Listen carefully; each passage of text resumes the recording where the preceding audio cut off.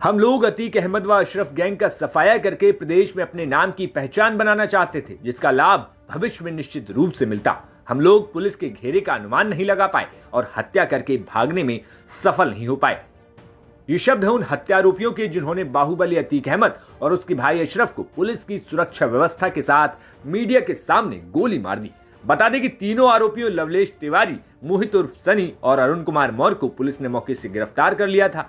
अब इस मामले में धूमनगंज प्रभारी निरीक्षक राजेश कुमार मौर्य ने एफआईआर दर्ज कराते हुए घटना की जानकारी तो दी ही, लेकिन आरोपियों के कई चौंकाने वाले बयान भी दर्ज कराए। एफआईआर में आरोपियों से पूछताछ के बाद लिखा गया कि आरोपियों में पहला नाम लवलेश तिवारी पुत्र यज्ञ कुमार तिवारी निवासी केवतरा क्रॉसिंग थाना कोतवाली बांदा उम्र 22 वर्ष, वहीं दूसरे ने अपना नाम मोहित उर्फ सनी बताया और पुत्र जगत सिंह निवासी कुरारा थाना कुरारा जनपद हमीरपुर जिसकी उम्र 23 वर्ष है। वहीं तीसरे ने अपना नाम अरुण कुमार मौर्य पुत्र दीपक कुमार निवासी कासगंज बताया है, जिसकी उम्र 18 वर्ष बताई गई है।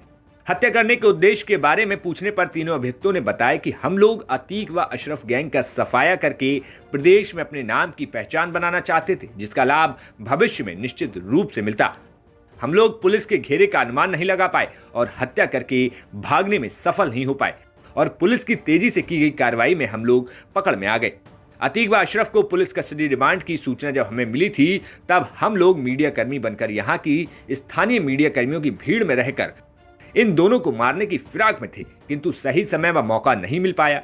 आज मौका मिला तो हम लोग घटना को अंजाम दिए। मौके पर काफी भीड़ इकट्ठा हो गई थी व इस घटना की सूचना पर भारी पुलिस बल भी मौजूद था। तो ये तो हो गई आरोपियों की बात जो उन्होंने पुलिस को पूछताछ में बताई, लेकिन पुलिस ने एफआईआर में वो बातें भी बताई जब गोली चली तो वहां पर कैसा मंजर था।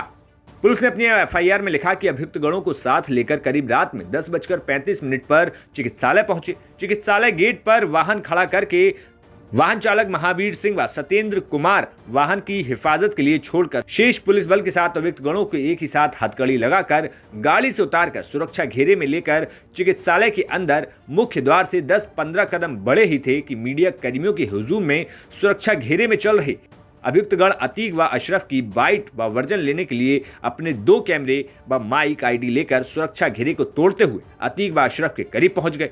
मीडिया कर्मियों को देखकर बाइट देने के लिए इच्छुक अतीक व अशरफ के कदम चलते चलते थम गए।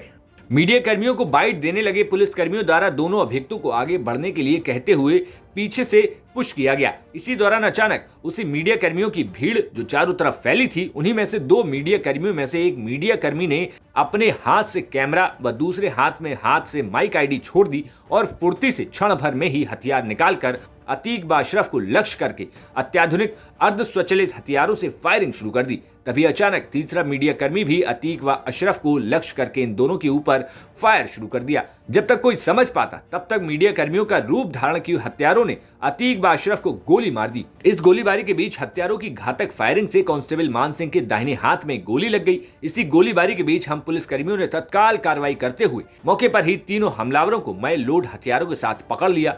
हमलावरों को भागने का अवसर नहीं मिला। हमलावरों का एक साथी अपने ही साथियों के क्रॉस फायरिंग से घायल हुआ है। हमलावरों की गोली से गंभीर रूप से घायल अतीक व अशरफ को उपचार हेतु अस्पताल में ले जाया गया, जहां पर डॉक्टरों द्वारा अतीक व अशरफ को मृत घोषित कर दिया गया। मौके पर हाथों में लोडेड हथियार लिए अपराधियों को पकड़ा गया तो अपराधियों ने लोडेड हथियार अपने अपने हाथ से छोड़ दिए जो घटना स्थल पर गिर गए थे। वहीं जो मीडिया कर्मी खबर को कवरेज कर रहे थे उनके द्वारा फायरिंग की घटना को कैमरे में कवर किया गया। इस दौरान भगदड़ में कुछ पत्रकार चोटिल भी हुए हैं।